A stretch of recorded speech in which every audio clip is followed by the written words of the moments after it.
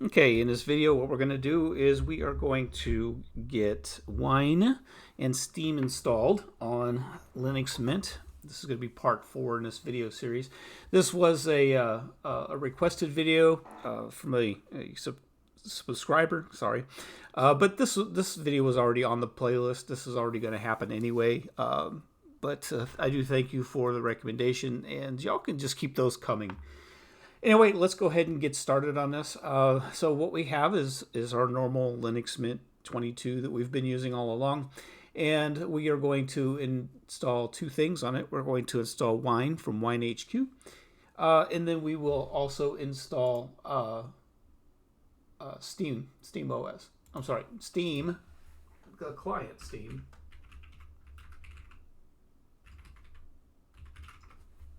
Sorry about that. I had the wrong website open. Okay, so let's go ahead and get started.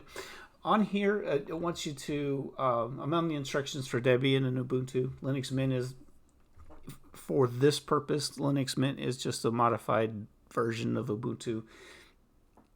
That's kind of a heated argument in other contexts, but in this context, that's legitimately what it is. So we're going to go ahead and get started with the Ubuntu instructions, keeping Linux Mint in mind because there may be some deviation that needs to happen. All right, so what we want to do is we want to take this command here. I'm going to copy it. All it's saying is cat this file. Cat is concatenized. What it's going to do in this context is when we cat this file, it's going to read the contents of the file and print those contents back to the screen. So we'll go ahead and do that over here on this side. As the paragraph underneath, it says we're looking for this or this, and if both are present, we're looking for this, Ubuntu code name. And that's the last line in here, and that says Noble. So we are going to keep that in mind. It will be handy in just a few seconds. All right, so we have to install the repository key in order for this to work correctly.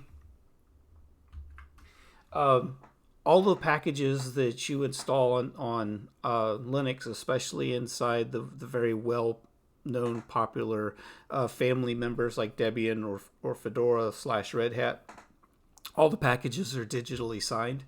And this is where this key comes into play. So we're going to go ahead and get this started.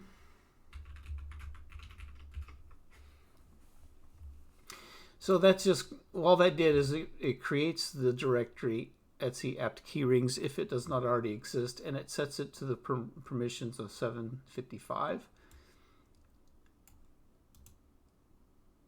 So we're going to go ahead and copy this next line down. This will actually download the key with wget and then install it in the system.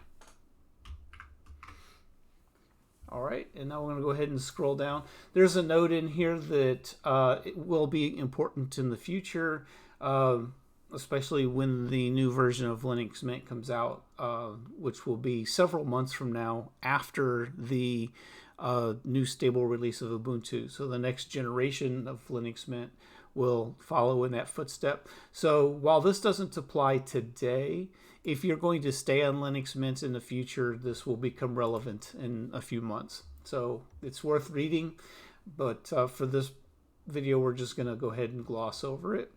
So we're going to scroll down and find Noble, and they conveniently also labeled it Linux Mint 22, which is what we have. We're going to copy this line here and run this one. What this one does here is it tells dpackage to add the architecture i386 or 32-bit. Historically speaking, Linux Mint has already enabled this feature, but this is just for completeness to make sure that it is done. There is no harm in adding it a second time. It doesn't actually do anything. So then we'll go ahead and grab this next line, and this is the sources file. It's going to use wget again, and it's going to download the source file and drop it in sources.list.d. And we will go ahead and put that in there as well. And then we are done with the distribution specific section of this set of instructions, because this is our set. We're not using Jammy, we're not using Forky, etc. So we're going to go ahead and scroll down past this. And the next thing we're going to do is do a sudo apt update.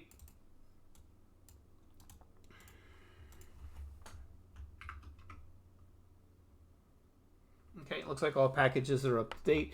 Yours may be different. It depends on when the last time you ran an update. So if there are packages that need to be updated at this moment in time, just don't be surprised. It's normal.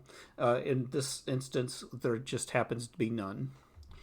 Okay, so when we pick wine branches, this is going to be one of those areas where personal preference comes into play. Most of the guides out there and the how-tos tell you to use WineHQ staging. And that's not a bad idea. You just have to remember that staging is more experimental than development is, and development isn't actually officially released as the stable version yet. But as they say, you know, this outweighs the problems that it could cause. I've never had a problem with staging. I use it all the time. I've never had a huge issue with it. If you're not comfortable with it, go ahead and choose one of the other two branches. All right. Excuse me. I might have to get a drink.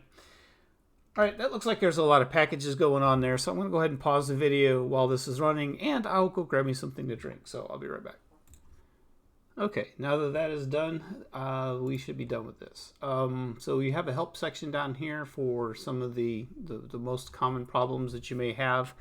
We're not going to read through this. I'm not going to assume you don't know how to read. If you're interested, go ahead and read this for yourself. Other than that, we're done with this set of instructions. And the next thing we're going to do is we're going to install Steam. So the best way to do that is actually, and this goes for more than just Steam. It goes for pretty much anything. Yes, it's pretty cool that we have snaps and app images and flat packs and so forth. And sometimes those are necessary to use in order to get specific applications downloaded and installed on our computer. However, in my humble opinion and in my experience, it's always best to install these applications from the official repository of the distribution center whenever possible. Distribution center? Wow. From the distribution you're currently using, it's always best to get it from the official sources, because it's not just a simple A versus B. You know, the package that's in the official repository has been compiled and tested. It's been configured the way the operating system will use it best, and that is where your experience is going to be more seamless. The trade-off there is sometimes the version that is included in the repository is not the newest version, so there are some trade-offs to each one of those. I can't tell you which ones to use. I'm not opposed to snaps or flat packs or app images. I'm not opposed to them at all. I just don't normally use them. I usually get my software from the original developers or from the distribution at hand. In this case, Steam is probably best to go ahead and download it from Steam instead of installing it from the repository. So we're going to go ahead and do that. When you go to steampower.com and click the install button, like I did here, it's going to auto-detect your operating system. However, just to make sure that it did detect it correctly, you want to make sure that you get the install Steam button that's got the Steam logo on it. It looks like this right here, and that's the logo or icon for Proton. You can also get it for Windows, Mac, and Chrome OS or Chromebook. We need to make sure that we have this one here, and if we hover over it down here in the corner, down in the lower left corner, you can see that is steam.deb, which is perfect. That's what we're looking for. So we're going to go ahead and download that, and it's done. Back over in our terminal window, Control L clears the screen, and we're going to change directory into the downloads directory. And when we do an ls, we notice it's the only one that's in here. So we can take a shortcut by just doing sudo apt install, and then we're going to put a / and then an unambiguous term. I could have just put S and then put an asterisk behind it, but for demonstration purposes, I went ahead and typed out the entire word Steam. We don't have to type out the entire package. And in this particular case, if I were to try to hit tab a couple times and auto-complete it, it wouldn't auto-complete. I don't know if that is a mannerism of Linux Mint or what. It does work in other operating systems. So we're going to go ahead and install that, and we'll let that one run.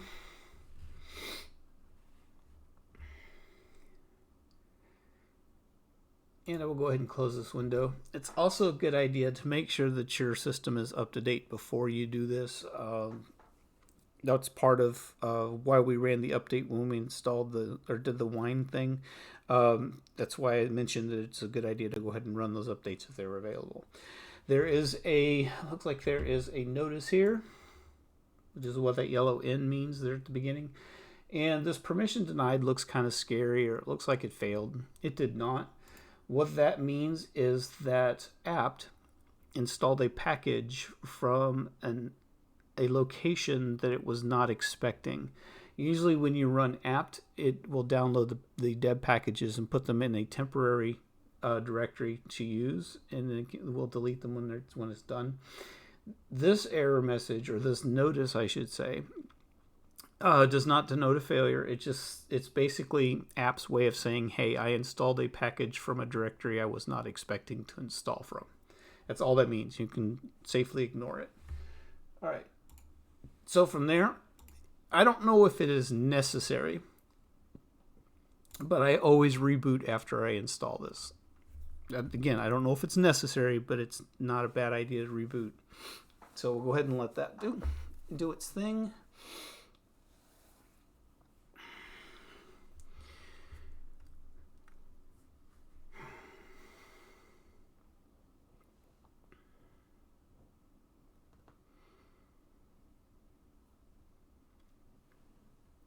All right.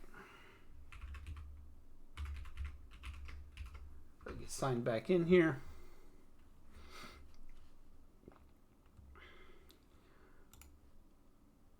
All right, so Steam should actually show up in search, which it does. You can go ahead and delete that Debian package out of your downloads directory too if you want. So this is the first time setup. When you run Steam for the first time, it's going to go through and it's going to check to make sure it has all the packages it needs. And if it doesn't, it's going to install them for you. So we're going to go ahead and let it run.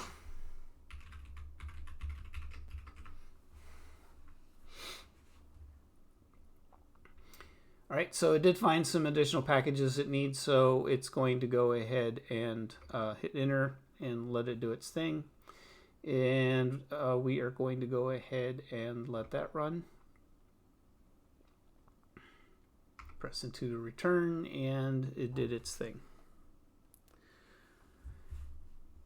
In Linux Mint, it puts this icon on the desktop, but in Linux Mint, I found that it doesn't work. I don't know if it's a problem with the package or if it's something to do with Linux Mint or whatnot. So, oh, it is going to work this time. It just wants to make a liar out of me. Okay. Historically, it hadn't ever worked before. I'm glad it's working now. So, so this is one of those times I'm happy to be proven wrong. Okay, so what I'm going to do here is I'm going to pause the video so I can put my username and password in. That's information I'm not really willing to share, so give me just a second.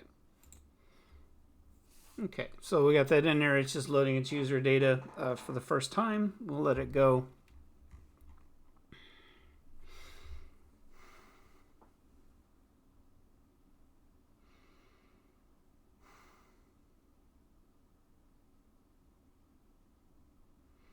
Okay, and in we go.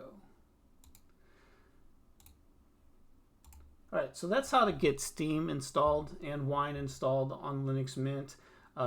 There is one other thing that you need to do is go ahead and click the word Steam up here in the corner. Go down to Settings, and in here you want to go to Compatibility and make sure that this box is dropped down over here has something to do with Proton.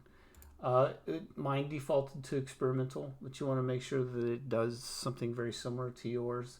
It should. This is just a very default install that we've done here, and that should help you out. I will go ahead and show you my library. I'm not going to install any games or anything on here. But as you can tell, my massive library of 4 whole games, this works on all 4 of those games. I don't have any problems with any of the games at all. They will install just like normal on Windows. And I've never had a problem with any of the gameplay or anything like that.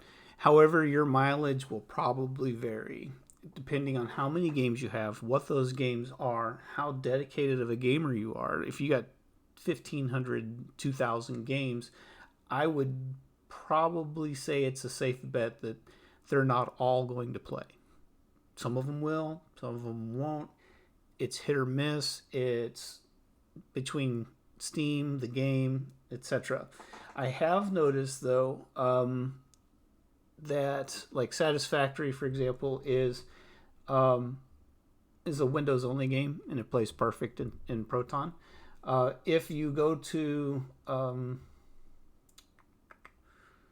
the store, let's go ahead and go to I'm just going to pick a game here. I do know that if you go in here and see which platforms this actually installs on, if you see the Proton logo, there's a safe bet that it will play on Linux. I'm not going to say that's always the case. I'm probably wrong. The same thing with your Windows. If it's a Windows only game like Satisfactory is, maybe it'll work, maybe it won't. I'm not an expert. Like I said, all I know is my games play. So there it is. That is how you install Wine and Steam on Linux Mint. If you like these videos, you'd like to see more, make sure you click like and subscribe, and stay tuned. I've got some exciting news coming. Talk to you later.